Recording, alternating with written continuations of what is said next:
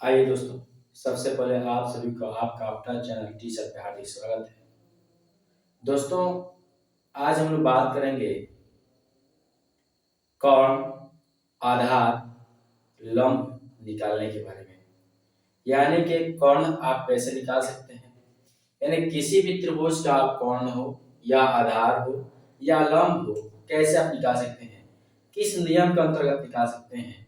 तो आज दोस्तों बिल्कुल मैं आज आप लोगों को कर्ण, आधार और लंब निकालने के लिए बिल्कुल आपको जीरो लेवल से सिखाऊंगा।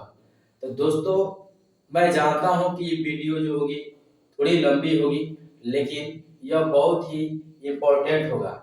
दोस्तों, अगर यह आप एक वीडियो आप देख लेते हैं तो आपको दूसरा कोई भी वीडियो देखने की जरूरत नहीं पड़ेगी। कर्ण, आधार और लंब निकालने के लिए आपको किसी भी दूसरे वीडियो देखने की जरूरत नहीं पड़ेगी।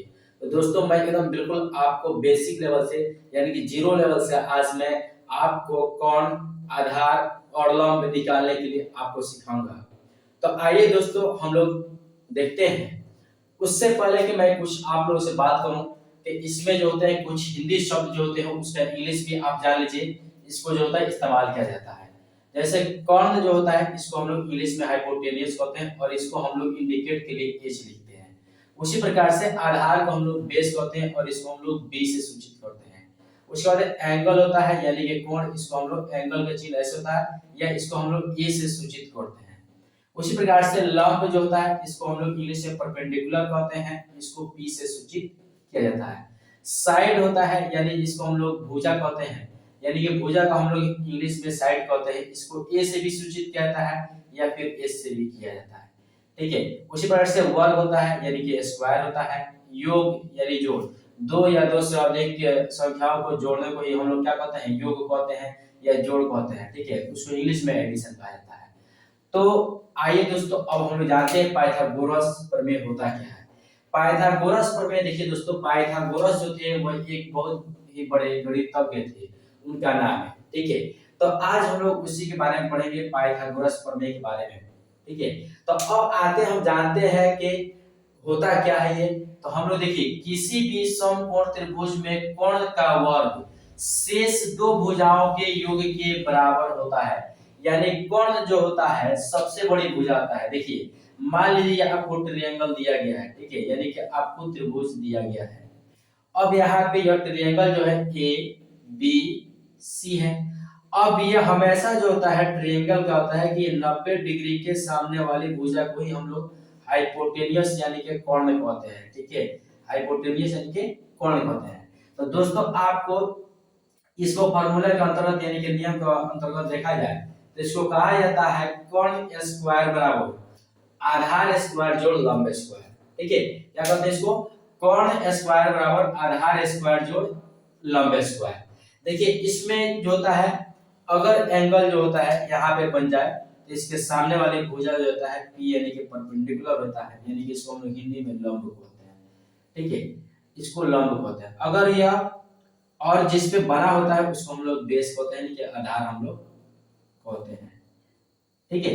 तो अब देखिए दोस्तों, हम लोग बात करेंगे, आपको समझ में आ गया होगा। देखिए, और भी चित्र लेकर आप देख सकते हैं। जैसे कोई भी चित्र ले लीजिए, आपको ऐसे भी दे दिया जाए तो इसमें सबसे बड़ी भुजा 90 डिग्री के को सामने वाले कोण को हम लोग हाइपोटेनियस कहते हैं, ये या इसको हम लोग कोण कहते हैं। ठीक है, ये फिक्स है, ये हमेशा 90 डिग्री के सामने वाले कोण को हम लोग क्या कहते हैं, कोण कहते हैं। ठीक है। तो यहाँ पे देखिए, इसमें आप ए बी सी आप मानना चाहते हैं तो इसको भी आप लंब मान सकते हैं और इसको आधार मान सकते हैं। ये दोनों में से किसी को भी आप यानी कि चित्र के अनुसार आप देखिएगा तो इसमें से आपको ये जो है 90 डिग्री के सामने वाला एक तो फिक्स है कि यह हाइपोटेनियस हो गया, यानी कि कोण ही होगा। ठीक है। अब यहाँ पे आपका मर्जी, आप चाहते हैं किसी को भी तो आप चाहेंगे तो इसको भी आप मान सकते हैं, इसको चाहिए तो लंब मान लीजिए, या फिर इसको चाहिए तो आधार मान लीजिए, या फिर आप चाहते हैं तो इसको आधार क्या बोलते हैं, लंब मान सकते हैं और इसको आधार मान सकते हैं। तो दोस्तों, किसी भी परिस्थिति में जो होगा वो दोनों सेम आएगा। और कोण जो होता है इन दोनों भुजाओं के योग के बराबर होता है। इसलिए लिखा गया कि किसी भी समकोण त्रिभुज में कोण का वर्ग शेष, शेष भी क्या होता है, बचा हुआ शेष दो भुजाओं के योग के बराबर होता है। योग का मतलब होता है जोड़, यानी कि एडिशन होता है। आई होप कि दोस्तों आपको कोण समझ में आ गया होगा। तो देखिए समकोण, अब इसमें आता है समकोण। समकोण किसको कहते हैं? तो समकोण त्रिभुज, देखिए समकोण त्रिभुज ऐसा त्रिभुज जिसका एक कोण 90 डिग्री का होता है। देखिए इसमें कोई भी होगा, एक 90 डिग्री का कोण होगा, ठीक है, तभी जाकर पाइथागोरस प्रमेय का लागू होता है दोस्तों। ठीक है, तो कोई भी एक कोण क्या होना चाहिए? 90 डिग्री के बराबर होना चाहिए। तो ऐसा त्रिभुज जिसका एक कोण समकोण होता है उससे हम समकोण त्रिभुज कहते हैं। यानी कि दोस्तों अगर कोई भी अगर त्रिभुज हो, अगर उसका एक कोण समकोण, समकोण का मतलब होता है 90 डिग्री, कितना का? 90 डिग्री के अगर बराबर होता है तो वह समकोण होता है। यानी समकोण त्रिभुज वह होता है जिस त्रिभुज की एक कोण 90 डिग्री बराबर होती है, उसे हम लोग समकोण त्रिभुज कहते हैं। देखिए उसके बाद में होता है दोस्तों कोण। कोण क्या होता है? तो 90 डिग्री के कोण के सामने वाली भुजा को कोण कहते हैं। जैसा कि यहाँ पे दोस्तों दिखा दिया गया है, जब भी होगा तो समकोण के सामने वाली भुजा, यानी 90 डिग्री के सामने वाली की भुजा ही ये फिक्स है कि यही हाइपोटेनियस यानी कि कोण होगा। ठीक है, उसके बाद में आता है कोण जो होती है सबसे लंबी भुजा होती है। कोण क्या होता है? त्रिभुज का, समकोण त्रिभुज का सबसे लंबी जो भुजा होती है वो कौन होता है? तो दोस्तों वह होता है कोण होता है। ठीक है, अब आता है स्क्वायर यानी कि वर्ग। ठीक है, वर्ग का मतलब क्या? यहाँ पे जो है जैसे पूछ रहे 3 का वर्ग क्या होता है? तो 3 का वर्ग का मतलब होता है उसका पावर यानी कि घात 2 होना चाहिए। 3 गुना 3 या 3 3 9 हो जाएगा।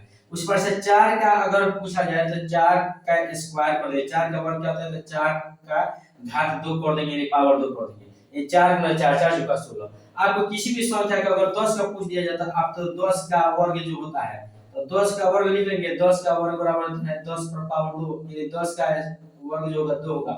इसको यानी 10 गुना 10 इक्वल टू क्या हो जाएगा? 100 हो जाएगा। तो आई होप के दोस्तों आपको ये समझ में आ गया होगा कि लंब कौन होता है, आधार कौन होता है और कोण कौन होता है। तो दोस्तों आइए हम आपके समय को बर्बाद न करते हुए दोस्तों अब हम बात करेंगे किस पे? क्वेश्चन के ऊपर कि आप कैसे लंब या आधार या फिर कोण आप निकाल सकते हैं। तो आइए दोस्तों हम लोग आगे देखते हैं कि कैसे हम लोग इसको निकाल सकते हैं। जैसा कि क्वेश्चन में आपको पहले से चित्र में दिखाया जा चुका है। ठीक है, तो आइए हम लोग निकाल कर देखते हैं। तो बिल्कुल ही स्पष्ट है दोस्तों। हम मान लीजिए हमारे पास पहला जो चित्र दिया हुआ है उसके अनुसार हम देखते हैं कि कौन होता है। तो देखिए यहाँ पे क्या दिया हुआ है? तो पहला जो दिया हुआ है यहाँ पे देखिए इसको हम लंब मान सकते हैं। इसको क्या कर देंगे? लंब। इसको मान लीजिए ए, इसको बी और इसको सी। एसी जो है सबसे बड़ी भुजा है और यह कोण है। तो कोण हमको मालूम नहीं है, तो अभी हम लोगों ने पाइथागोरस प्रमेय से क्या देखा था कि कोण स्क्वायर बराबर होता है, कोण स्क्वायर बराबर होता है लंब स्क्वायर, लंब स्क्वायर जोड़ आधार स्क्वायर। ठीक है, यानी कि कोण का स्क्वायर बराबर होता है लंब का स्क्वायर जोड़ आधार का स्क्वायर। ठीक है, तो देखिए कोण नहीं मालूम है तो हम लोग लिख लेंगे कोण का स्क्वायर बराबर लंब यानी कि 3 का स्क्वायर अब प्लस 4 का स्क्वायर। ये देखिए कोण स्क्वायर बराबर हो जाएगा 3 तिहाई 9 प्लस 4 चौका 16। अब यहाँ देखिए कोण स्क्वायर बराबर हो जाएगा 9 चौक 15 और 1 1 2। अब आप जानते हैं कि जैसे इधर से हम लोग वर्ग यानी कि स्क्वायर हटाते हैं तो इधर क्या होता है? रूट लग जाता है। ठीक है, तो कोण बराबर हो जाएगा, कोण बराबर हो जाएगा रूट अंडर 25 का। अब जैसे इसका वर्ग टूट रहा हो तो हम इसका वर्ग तोड़ देंगे। ठीक है, तो कोण बराबर क्या हो गया? देखिए 5 25 यानी 5 का जो वर्ग होता है तो देखिए दोस्तों यह जो हो जाएगा यह कोण जो आपका 5 निकल करके आ गया। आई होप के दोस्तों आपके समझ में आ गया होगा कि आप कोण कितने आसानी तरीके से निकाल सकते हैं। अब मान लीजिए आपको जो है फार्मूला यही रहेगा। ठीक है, अगर मान लीजिए हम दूसरा क्वेश्चन लेते हैं तो देखिए इसमें कोण दे दिया गया, क्या दे दिया गया है? कोण दे दिया गया है और आधार दे दिया गया है। हम इसको हम P मान लेते हैं, परपेंडिकुलर मान लेते हैं, इसका नाम ए बी सी देते हैं। तो AC जो हो गया हमारा ये कोण हो गया यानी कि हाइपोटेनियस हो गया, BC जो हो गया हमारा आधार हो गया और परपेंडिकुलर यानी कि लंब हमको मालूम नहीं है तो अब हमको लंब निकालना है। तो तो दोस्तों देखिए फॉर्मूला तो सेम वही रहेगा, ठीक है, फॉर्मूला में कोई बदलाव नहीं होगा। तो यहाँ पे हम कैसे बनाएंगे, तो यहाँ पे आसानी से आप देखिए कैसे बना देते हैं हम। तो कर्ण स्क्वायर बराबर ये 13 का स्क्वायर, देखिए कर्ण कितना है, यहाँ पे आपको 13 दिया हुआ है, तो 13 का स्क्वायर कर लीजिए। यहाँ पे देखिए लंब का हमें नहीं मालूम है, तो हम लंब स्क्वायर ही लिख लेंगे, ठीक है, लंब स्क्वायर ही लिख लेंगे। अब प्लस आधार का स्क्वायर 12 दिया हुआ है, यानी 12 का स्क्वायर।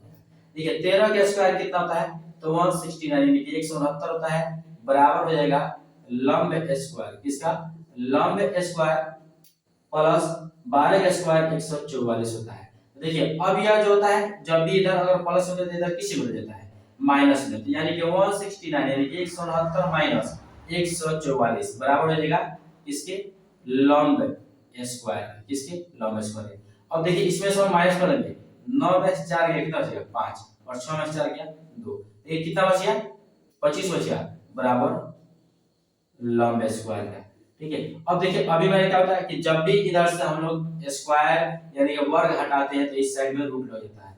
देखिए क्या हो जाएगा, रूट अंडर 25 बराबर हो जाएगा लंब का, ठीक है, ये लंब बराबर हो गया। अब इसका वर्ग टूट रहा है 5 25, तो क्या हो जाएगा लंब बराबर हो जाएगा 5 का। देखिए इसका वैल्यू कितना आ गया दोस्तों, तो लंब का जो वैल्यू आ गया 5 आ गया। तो आई होप कि दोस्तों आपको समझ में आ गया होगा कि आप लंब कैसे निकाल सकते हैं। अब हम चलते हैं, हम तीसरा क्वेश्चन भी लेकर देखते हैं। मान लीजिए हमको अब यहाँ पे ये त्रिभुज ए बी सी है, और इसमें हमको जो है बी का यानी कि आधार का वैल्यू हमें मालूम नहीं है। किसका वैल्यू मालूम नहीं है, तो दोस्तों हमें आधार का वैल्यू मालूम नहीं है, तो अब हमें आधार निकालना है।